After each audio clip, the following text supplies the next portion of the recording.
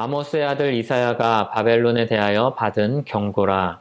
너희는 민둥산 위에 기치를 세우고 소리를 높여 그들을 부르며 손을 흔들어 그들을 존귀한 자의 문에 들어가게 하라.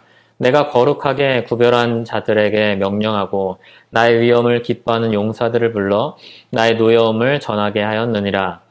산에서 무리의 소리가 나며 많은 백성의 소리 같으니 곧 열국 민족이 함께 모여 떠드는 소리라.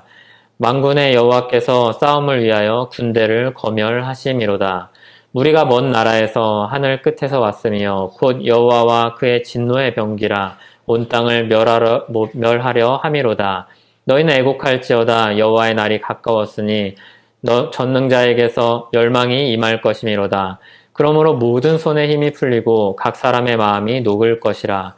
그들이 놀라며 괴로움과 슬픔에 사로잡혀 해산이 임박한 여자같이 고통하며 서로 보고 놀라며 얼굴이 불꽃 같으리로다. 보라, 여호와의 날 곧 잔혹히 분냄과 맹렬히 노하는 날이 이르러 땅을 황폐하게 하며 그 중에 죄인들을 멸하리니 하늘의 별들과 별 무리가 그 빛을 내지 아니하며 해가 돋아도 어두우며 달이 그 빛을 비추지 아니할 것이로다. 내가 세상의 악과 악인의 죄를 벌하며 교만한 자의 오만을 끊으며 강포한 자의 거만을 낮출 것이며 내가 사람을 순금보다 희소하게 하며 인생을 오빌의 금보다 희귀하게 하리로다. 아멘. 네, 주님의 은혜가 함께 모인 우리에게 풍성하게 있기를 소원합니다. 네, 오늘은 이사야 13장입니다. 오늘부터 이사야 시즌2입니다. 예. 그냥 제가 모르니까 하는 얘기지만, 제가 이제 설교에서 시즌 개념을 도입한 것은 제가 처음입니다. 예. 어쨌든 이 용어를 쓴 건 처음입니다. 이제 미드 같은 데 보시면 나오는데, 시즌2입니다. 시즌1이 끝나고.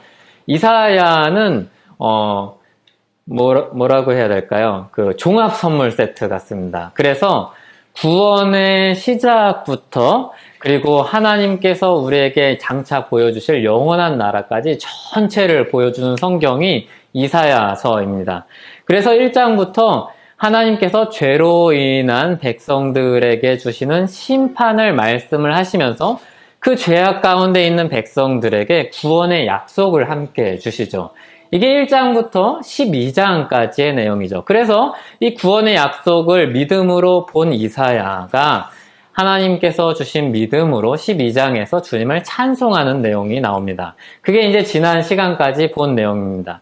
그리고 오늘 이제 13장에 들어가는데, 이 13장에 들어가면은 13장부터 27장까지를 한 단락으로 묶을 수 있는데, 여기에는 이방 나라들에 대한 심판의 내용이 나옵니다. 그래서 실컷 유다에 대한 이야기를 하다가 갑자기 이방 나라에 대한 이야기를 하는데, 이방 나라들에 대한 이야기도 연대별로 이렇게 정리되어 있는 게 아니라 좀 사람들이 보기에 이게 왜 먼저 나올까? 이런 생각이 드는, 그리고 이 순서는 무슨 순서일까? 고민을 만들게 하는 그런 순서로 이렇게 이방 나라들에 대한 심판이 쭉 길게 이어집니다. 그래서 여러 사람들이 이것을 설명하기 위한 여러 가지 이제 학설들을 내놓았죠. 그 중에 이제 최악의 학설은 이거는 나중에 사람들이 짜집기 한 거다. 이게 이제 최악의 학설이고, 여러 가지 이제 좋은 학설들이 많이 있습니다. 그런데 그런 것들이 이제 우리에게 도움이 되지만 오늘은 이제 바벨론을 중심으로 살펴보려고 합니다. 바벨론에 대한 이야기를 하려고 합니다. 그런데 이사야 선지자가 이 이사야의 구성을 아주 기가 막히게 했습니다.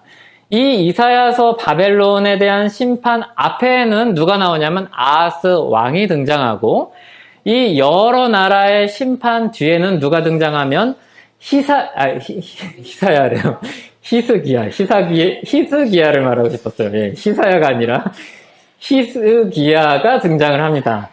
그러니까 우리가 알다시피 아하스는 악한 왕이고, 그리고 히스기야는 그래도 선한 왕입니다. 이 악한 왕과 선한 왕 사이에 하나님을 의지하지 않는 왕과 하나님을 의지하는 왕 사이에 이 심판의 내용이 들어가 있는 겁니다. 그러니까 성경을 좀 읽어보신 분들은 이 이야기를 들으면 굉장히 짜릿한 느낌이 듭니다. 예, 이때입니다. 이때 고개를 끄덕이시면 됩니다. 무조건 그냥 고개를 끄덕이면 그런 얘기구나 그러면 됩니다. 아하스 왕은 우리가 지난번에 봤듯이 악한 왕입니다. 그래서 하나님이 징조를 주시겠다고 했는데 이 징조를 믿음이 있는 척을 지나치게 하는 바람에 하나님을 지나친 왕이죠. 아하스는 그거 필요 없습니다. 징조 하나님이 주실 필요 없습니다. 라고 해서 믿음이 있는 사람처럼 어떻게 코스프레를 해보려고 했는데 실패한 왕입니다. 하나님이 이 사람을 중심을 아시고 내치죠. 이 사람이 다리를 뻗을 자리를 보고 누웠어야 되는데 상대가 하나님인데 정신을 못 차리고 자기를 잘 포장하려고 했다가 하나님께 내친 왕이 아하스 왕입니다. 이렇게 아하스 왕의 불순종의 내용이 6장부터 11장까지 쭉 이어지는 거죠. 그리고 이 아하스 왕은 다른 나라를 통해서 자기가 받는 나라의 위협, 외세의 위협을 이겨내려고 했던 왕입니다. 하나님은 끊임없이 하나님을 붙들라, 하나님을 의지해서 그 위협을 이겨내라고 말씀을 하시는데 이사야 선지자를 보내시고 징조를 주겠어, 구원의 약속을 허락할 거야 라고 하는데 그 징조 안 받습니다 라고 했던 왕이 바로 아하스 왕입니다. 그리고 이제 하나님께서 이방 나라들까지도 심판하시는 주권을 가진 하나님이라는 것을 보여주는 그 첫 출발점이 바벨론입니다. 하나님께서 구원의 약속을 주시면서 하나님이 자기 백성을 결국에는 구원하실 거다라고 아하스 왕에게 끊임없이 이야기를 합니다. 그리고 듣지 않는 아하스에게도 끊임없이 이야기를 하죠.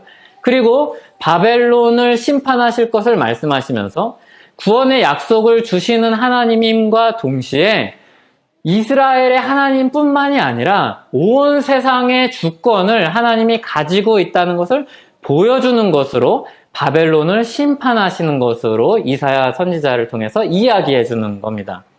그러니까 다른 모든 신들을 보면, 사람들이 만든 모든 신들을 보면 특징이 있습니다. 바다의 신, 산의 신, 대지의 신, 이런 식으로 특징이 있습니다. 어떤 신이죠? 국한되죠. 바다라는 공간에 국한이 되고 아수르라는 나라에 국한이 되는 신입니다. 그리스라는 나라에 국한이 되죠. 그것도 한 나라에 들어간 신인데 부족해서 이 한 신이 그것을 다 감당하지 않고 하늘은 누가 감당하고 땅은 누가 감당하고 이렇게 나뉩니다. 분업을 하죠. 신인데 분업을 합니다. 우리가 보기에 여호와 하나님의 신앙을 가지고 있는 사람이 보기에 굉장히 부족한 신이죠. 그런데 하나님은 그런 신들과 달리 온 세상의 주권자라는 것을 보여주고 계십니다. 그래서 바벨론도 하나님의 손 아래 있다는 것을 보여주는 겁니다. 그래서 이스라엘의 거룩하신 이가 만군의 여호와이시라는 것을 보여주는 말씀이 오늘 말씀입니다. 오늘 본문은 바벨론에 대한 경고입니다. 2절을 먼저 보십시오.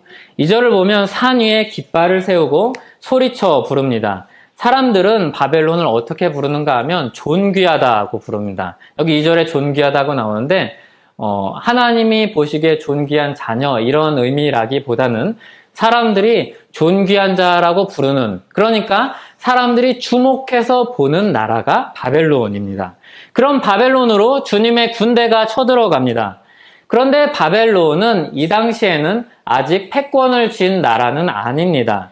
이 당시에 패권은 아수르가 먼저 쥐고 있었죠. 좀 더 시간이 지나야지 이 바벨론이 패권을 쥡니다.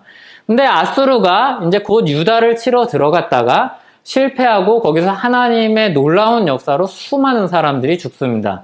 그때를 기점으로 아수르는 꺾이기 시작합니다. 그리고 바벨론은 이미 큰 나라였고 아수르와 이렇게 같이 있을 때에도 아수르보다는 약한 나라였지만 자기가 독립국가로서의 그 명맥을 유지하고 그리고 이렇게 옆에 있는 작은 여러 나라들을 정복하고 있던 나라였습니다. 그리고 아수르가 꺾일 때 패권을 잡은 나라였죠.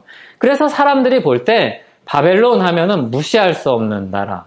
그리고 나중에 조금만 시간이 지나도 패권을 쥐고 세계 정세를 뒤흔드는 나라가 바벨론이었습니다. 그런데 이 나라에 하나님의 군대가 임해서 하나님의 심판이 임한다는 것을 미리 짧으면 50년, 길게는 몇백 년 전에 이사야 선지자를 통해서 말씀하고 있는 겁니다. 3절을 보면 하나님이 따로 구별한 자들을 세워서 그들을 칠 것입니다. 그런데 여기 거룩하게라는 말이 나오는데, 거룩하게라는 말은 우리가 보통 흔히 이야기하는 것처럼 선하다 아니면 의롭다라는 뜻으로 읽으면 안 됩니다. 왜냐하면 바벨론을 치는 나라는 메대 또는 메대 바사이기 때문입니다. 메대는 굉장히 포악한 나라로 역사상에 남겨져 있습니다. 그리고 신앙도 없는 나라입니다. 그러니까 여기서 거룩하다는 것은 특별하다, 선하다 이런 것보다 구별했다라는 의미로 읽어야 됩니다. 거룩하다라는 기본 의미가 원래 구별하다는 의미이기 때문에 하나님이 특별히 쓰시기 위해서 구별한 나라가 이 거룩한 구별된 군대입니다. 그리고 그 뒤에도 나의 위엄을 기뻐하는 용사들 이렇게 이야기하는데, 이것도 그런 맥락에서 읽어야 합니다. 메대는 마치 하나님이 바벨론을 치게 하신 이 일을 기쁨으로 행하는 자들처럼 바벨론을 행할 것입니다. 그러니까 자신의 포악으로 자신이 나라를 확장시키기 위해서, 바벨론에게 복수하기 위해서, 치기 위해서 이 바벨론을 공격하는 나라입니다. 그러니까 자발적으로 기쁨으로 이 일을 행하는데, 큰 그림에서 보면 하나님의 일을 행하고 있는 것입니다. 그러니까 이 모습을 이사야 선지자는 이런 식으로 표현을 하는 겁니다. 나의 하나님의 위엄을 기뻐하는 용사들로서 메대가 등장하고 있다는 겁니다. 사실 이 구절에서 주목해야 될 부분은, 이런 부분은 우리가 이해하기 어렵기 때문에 설명을 붙인 부분이고, 더 주목해야 될 부분은 이 이사야 선지자가 주어를 누구로 기록하고 있는가입니다. 여기 보면 내가 구별한 자들이고, 나의 위엄을 기뻐하는 용사들이고, 나의 노염을 전하게 이렇게 씁니다. 그러니까 나의 라는 것이, 내가 라는 것이 강조되고 있습니다. 하나님이 라는 것이 강조되고 있는 것입니다. 하나님이 바벨론을 치신다. 이게 핵심 내용입니다. 하나님이 세계 정세를 바꾸신다는 겁니다. 그래서 이 모습을 보면 4절에 보면 큰 소리가 있습니다. 그 소리는 만군의 여호와께서 전쟁에 나갈 군대를 검열하는 소리입니다. 주님의 군대가 준비되고 있습니다. 그래서 하나님의 심판대 앞에서 견딜 수 있는 나라가 아무도 없습니다. 그래서 6절은 이렇게 말씀합니다. 너희는 애곡할지어다. 여호와의 날이 가까웠으니 전능자에게서 멸망이 임할 것이미로다. 이렇게 이야기합니다. 주님의 심판이 세상에서 주목받는, 그리고 조만간 이 이사야 선지자의 예언이 기록되어서 들려질 그때에 패권을 쥐게 될 이 바벨론이 멸망하기 전에 이 경고가 주어집니다. 하나님은 온 세상의 주권을 가지신 분입니다. 시간을 주관하시며 역사를 이끌어 가시는 분입니다. 온 세상 나라들을 주관하시는 분입니다. 이것을 여러 가지로 성경은 이야기를 하는데, 오늘 말씀은 바벨론이라는 아주 강력한 나라를 하나님이 심판하신다는 것을 통해서 보여주고 계신 겁니다. 이 말씀은 먼저 이사야 선지자가 있던 히스기야에게 가장 먼저 이야기하는 것입니다.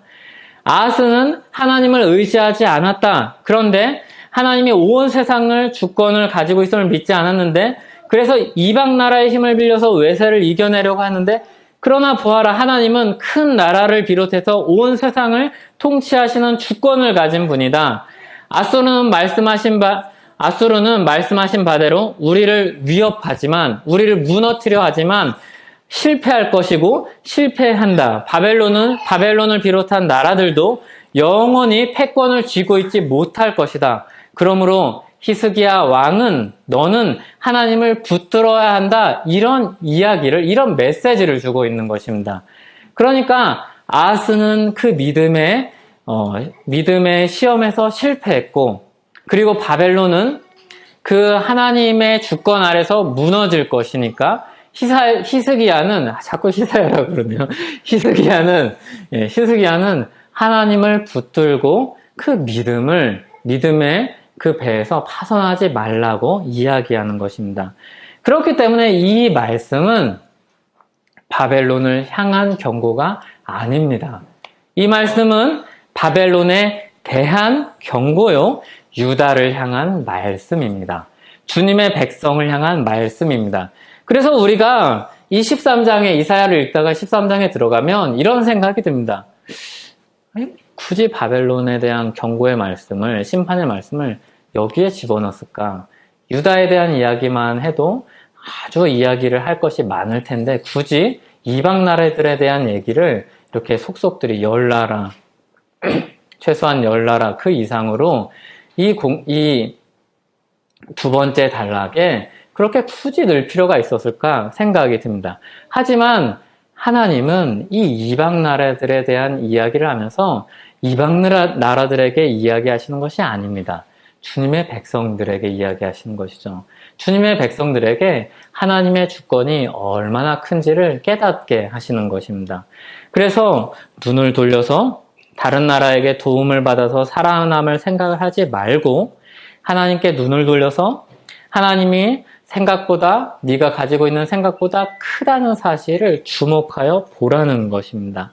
하나님이 얼마나 크신지 이스라엘의 거룩하신 이가 겨우 이스라엘의 하나님만이 아니라 온 세상의 주권을 가지신 하나님이라는 것을 알라는 것입니다. 만군의 여호와 하나님의 통치가 세세에 걸쳐 있고 온 세상을 아우른다는 것을 기억하라는 것입니다. 이 말씀이 우선 히스기야와 유다 나라에게 전해지고 있는 것입니다. 하나님이 얼마나 큰 분인지 잊고 있는 유다 백성들에게 이야기하고 있는 것입니다. 세상의 모든 주권을 가지신 만군의 여호와를 붙들라고 말씀하고 있는 것입니다. 이사야서는 이 말씀을 계속해서 이 두 번째 단락에서 27장까지 계속해서 이어가는 것입니다. 하나님이 유다의 죄를 아신다. 회개하고 돌이켜 여호와를 붙들라. 아수르의 위협을 당할 때에도 하나님을 붙들라. 바벨론에게 위협을 당할 때에도 하나님을 붙들라. 아무리 어려운 지경에 있어도 하나님을 붙들라 라고 말씀을 하시는 것입니다. 여호와 하나님을 붙들라고 말씀을 하시는 것입니다.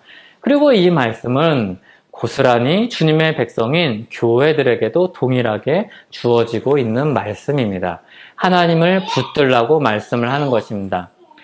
세상을 보면, 세상에 힘을 가진 사람들을 보면, 힘을 가진 나라를 보면, 힘을 가진 세력을 보면 우리가 위축되고, 그리고 하나님의 역사가 작아 보이고 하나님의 통치가 이 땅 가운데 마치 보이지 않는 것처럼 느껴질 때 하나님은 우리에게 기록된 성경을 통해서, 역사를 통해서, 이미 이루어지고 성취된 역사를 통해서 우리에게 말씀하고 계신 것입니다.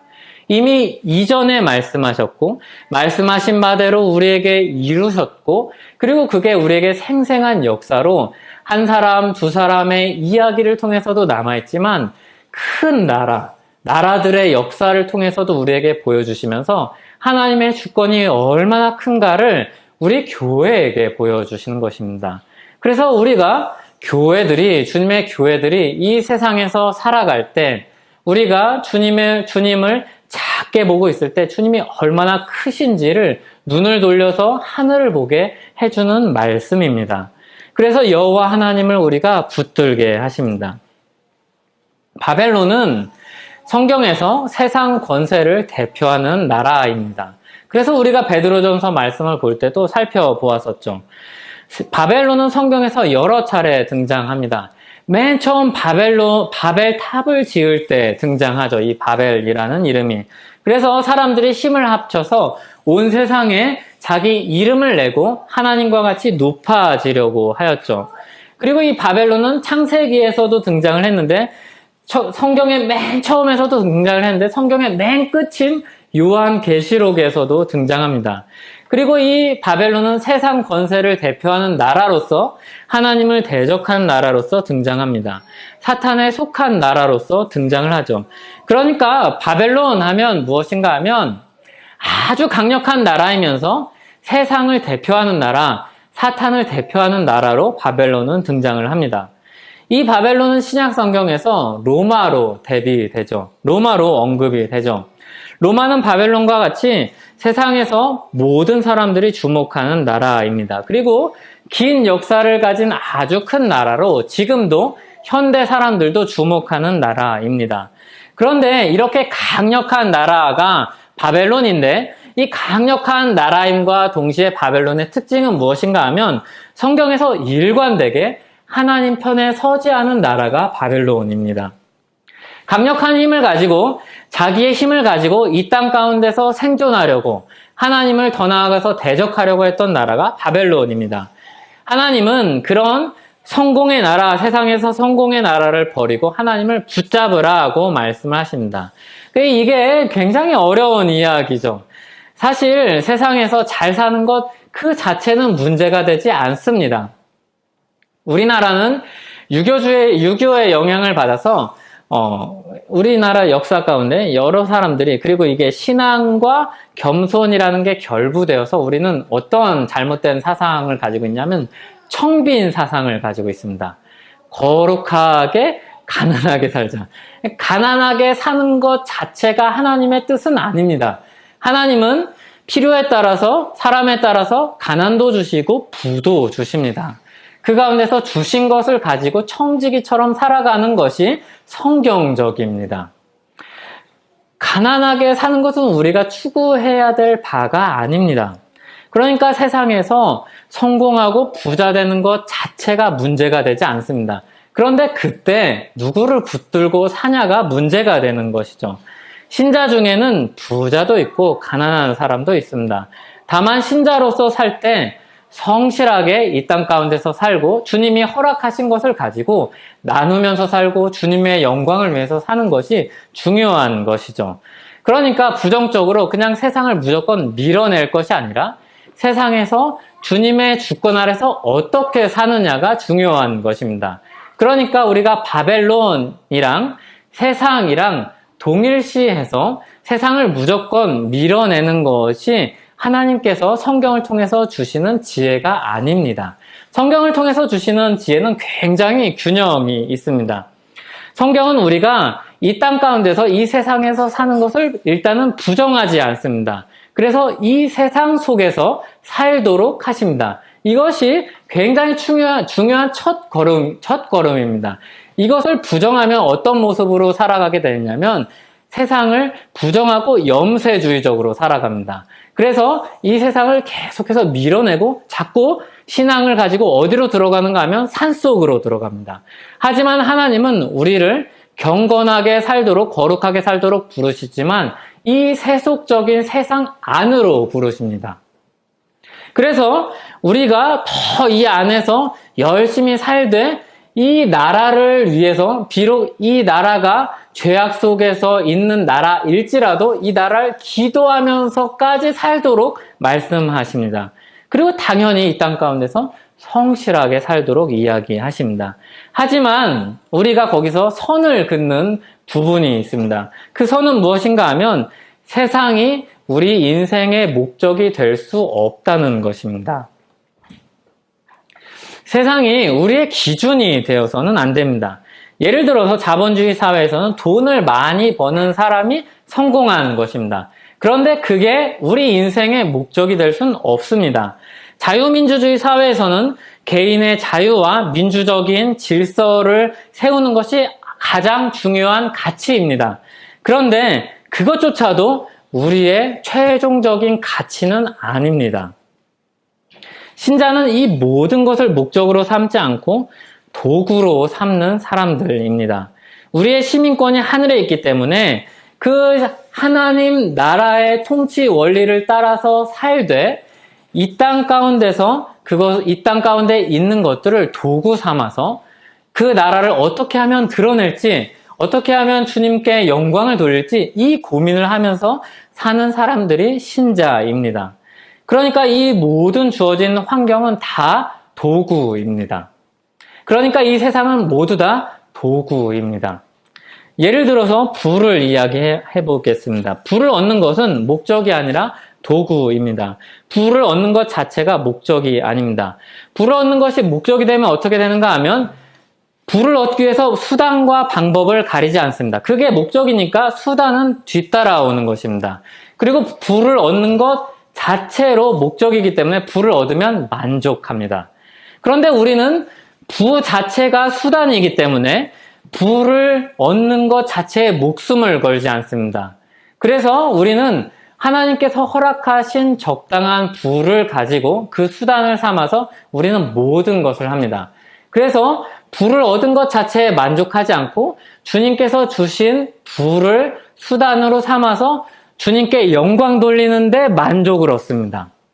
이런 차이입니다. 굉장히 다른 차이죠. 그런데 세상 사람들이 보기에 이 사람들은 더 열심히 살아서 더 많은 부를 가지고, 가능한 많은 부를 가지고 주님께 영광 돌리려고 애쓰기 때문에 세상 사람들과 별로 달라 보이지 않습니다.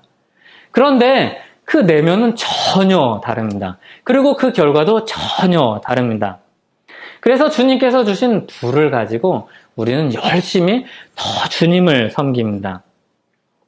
그래서 신자들은 많은 부를 좋아합니다.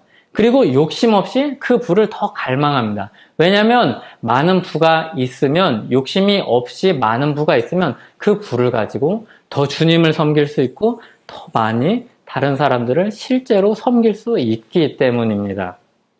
그래서 욕심이 없는 신실한 신자에게는 더 많은 부가 주어져야 합니다. 그리고 그런 사람들에게, 그런 돈을 잘 활용할 수 있는 사람들에게 많은 돈이 주어진 것을 보고 신자들은 박수 쳐야 합니다.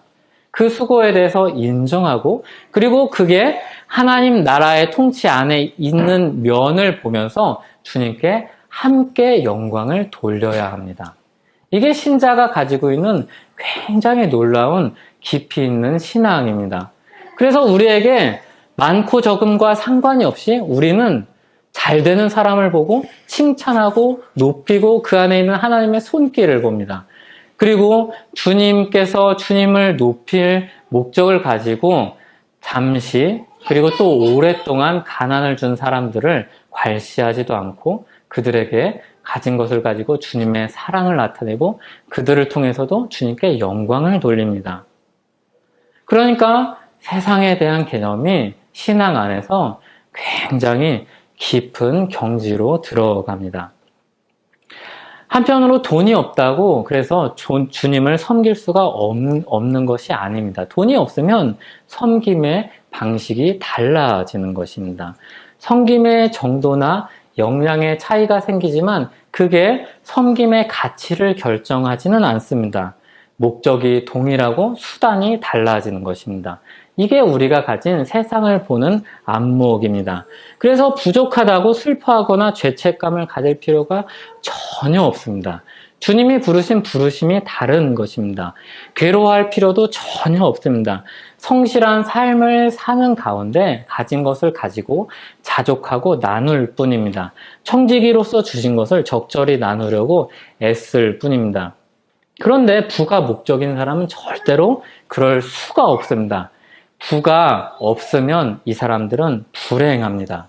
부가 종착지이기 때문입니다. 그러나 우리에게 부는 오히려 출발점입니다.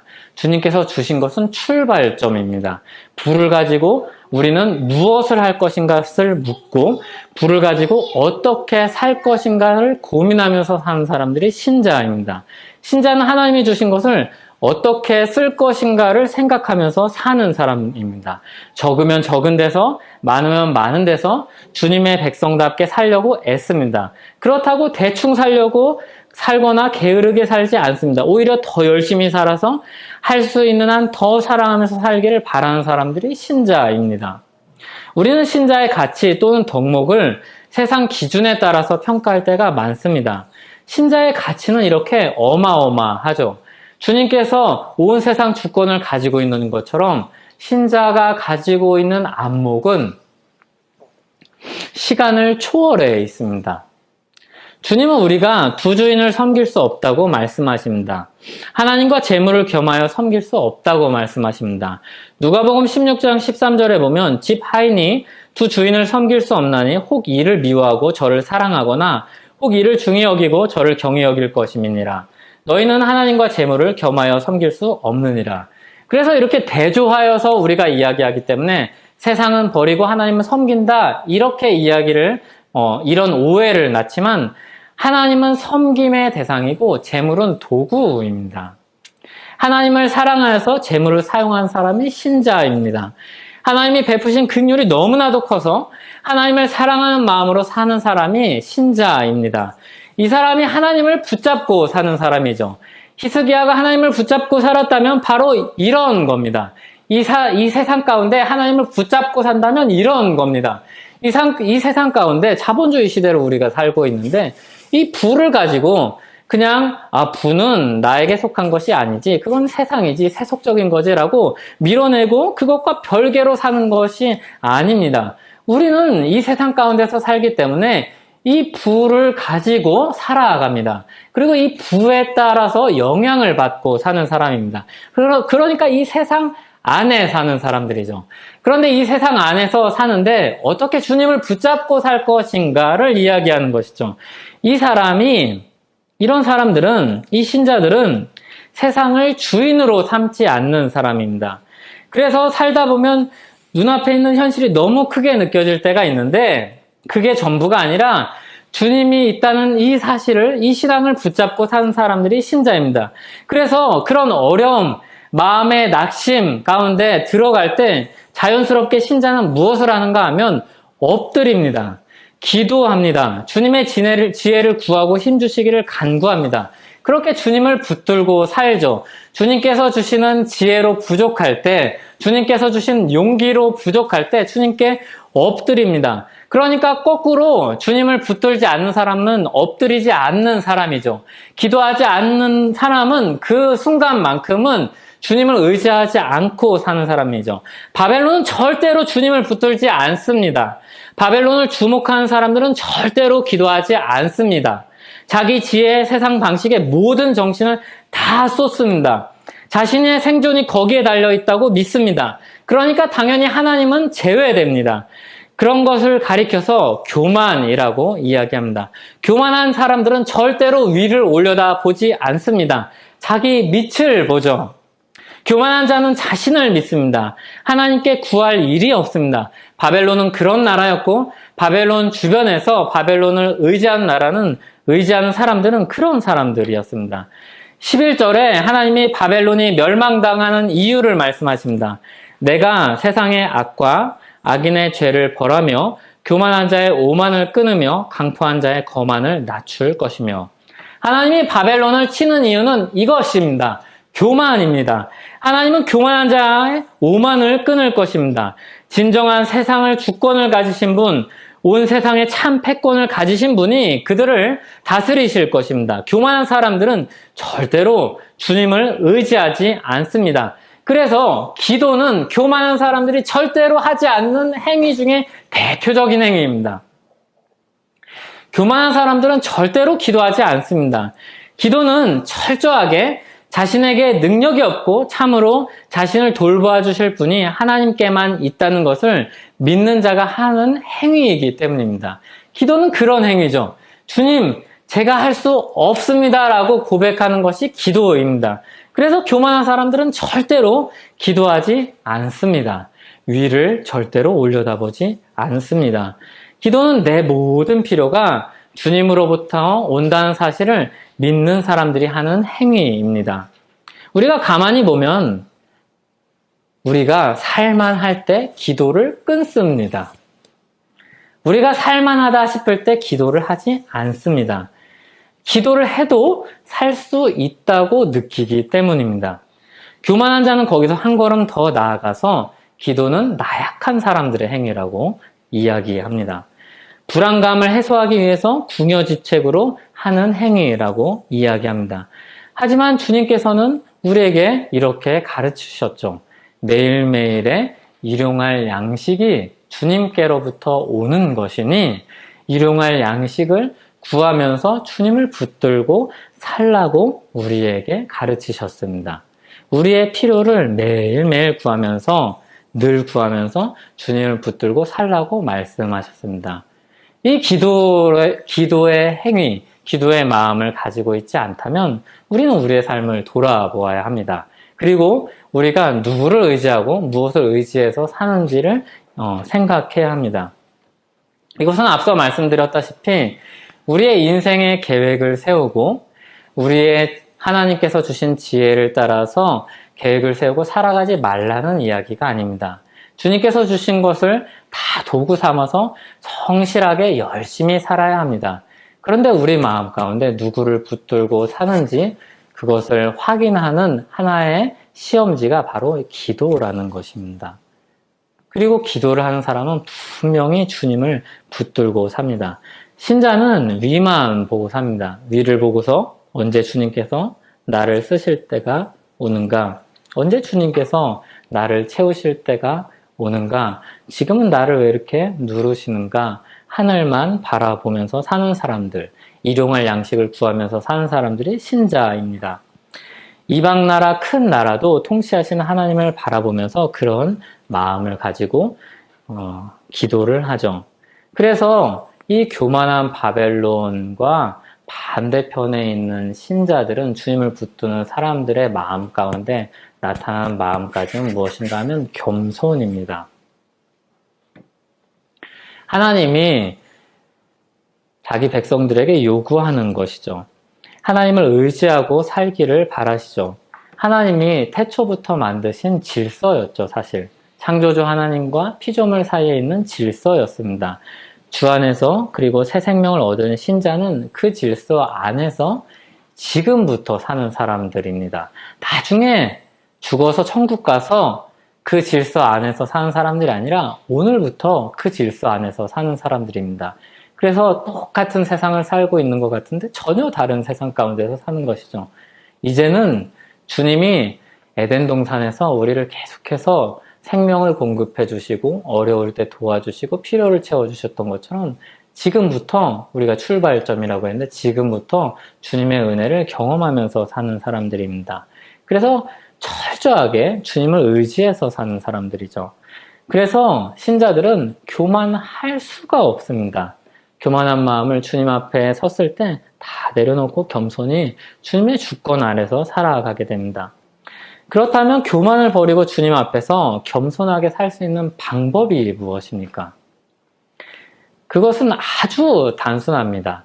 예수 그리스도께 나아가는 것입니다. 예수 그리스도께 나아가서 그분께 배우는 것입니다.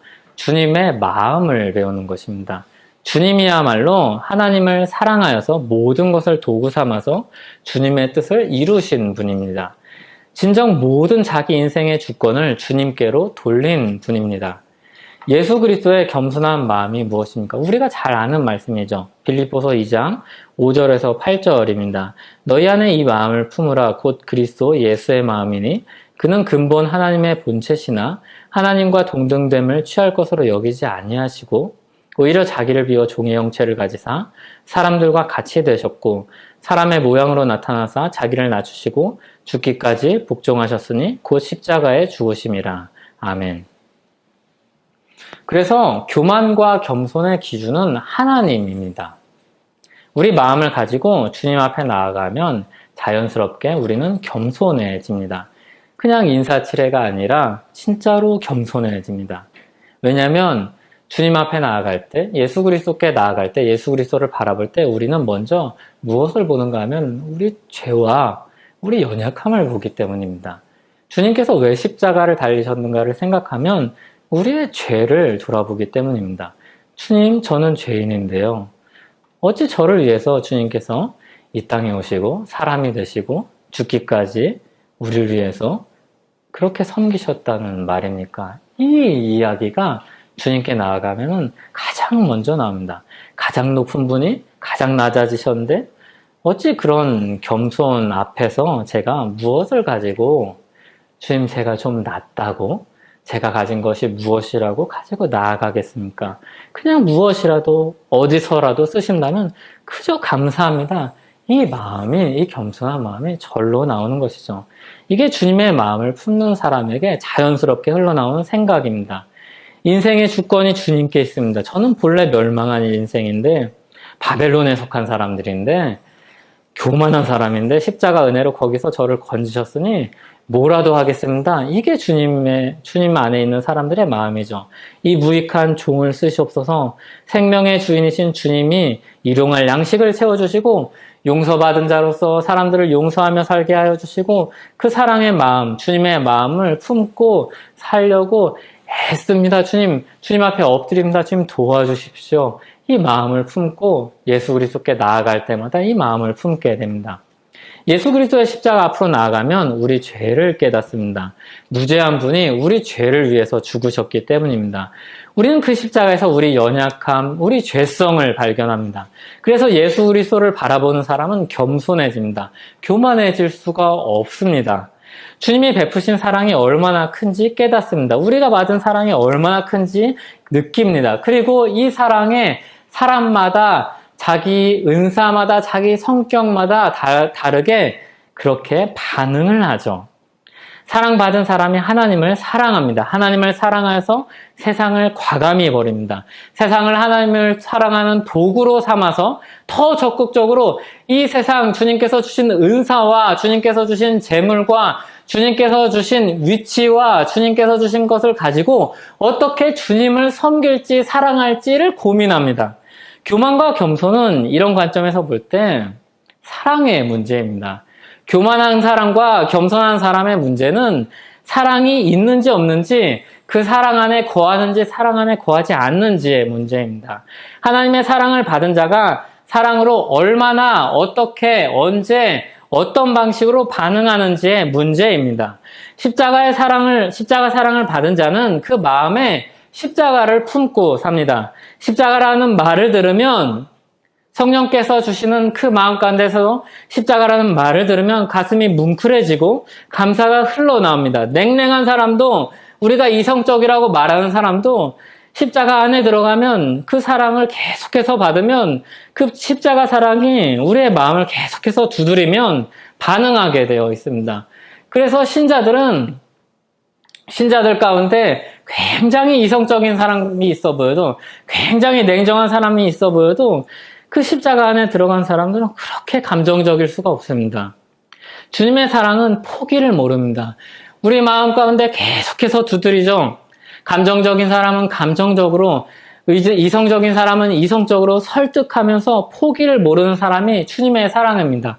끝까지 우리를 사랑하시고 우리의 마음을 계속해서 두드립니다. 그래서 마지막으로 우리는 주님의 십자가에서 순종의 본을 보게 됩니다. 주님은 자기 인생을 송두리째 하나님께 맡기신 분입니다. 죽기까지 맡기시죠. 주님께 모든 것을 맡기죠. 순종 역시 사랑의 문제입니다. 순종은 사랑의 반응입니다. 순종은 하나님을 향한 무한한 신뢰, 주님의 사랑의 반응입니다.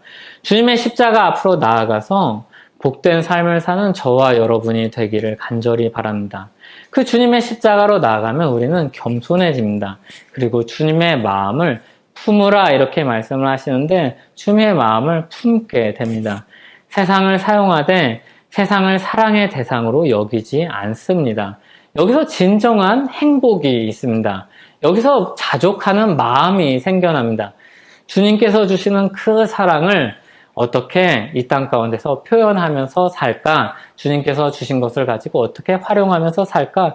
이 고민, 늘 이 기쁜 고민을 하면서 사는 것이죠.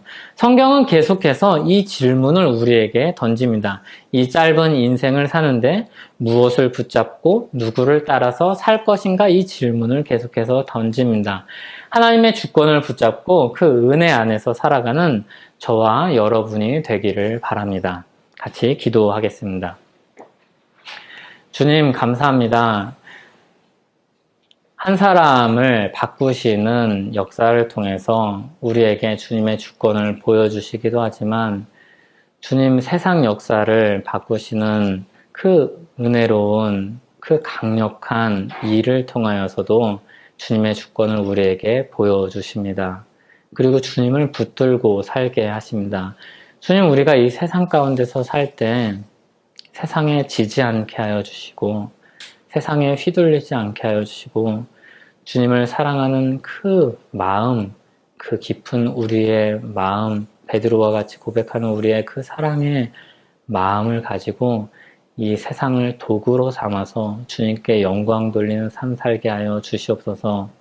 우리가 주님께서 세상 위에 계신 것처럼 우리도 세상 살게 하여 주시옵소서.